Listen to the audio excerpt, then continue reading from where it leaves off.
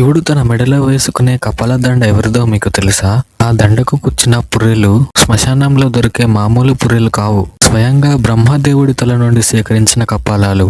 అవును, మీరు విన్నది నిజమే. ఒకరోజు పార్వతీదేవి శివుడితో, పరమేశ్వర, మీరు మెడలో ఈ పుర్రెల దండను ఎందుకు వేసుకుంటున్నారు అని అడుగుతుంది. అది విన్న శివుడు చిన్నగా నవ్వి, ఈ విశ్వంలో అన్ని జీవరాశులకు పుట్టడానికి కారణమైన వాడు బ్రహ్మ.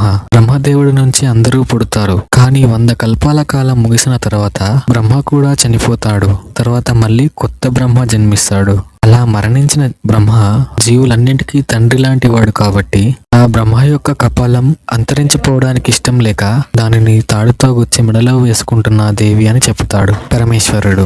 ఇలా వందల వేల బ్రహ్మలు పుట్టి చనిపోతూ ఉంటారు. అలా చనిపోయిన ప్రతి బ్రహ్మ యొక్క కపాలాన్ని దండలో గుచ్చి కపాల దండగా వేసుకుంటాడు శివయ్య. ఫ్రెండ్స్, ఓం నమః శివాయ అని కామెంట్ చేయండి.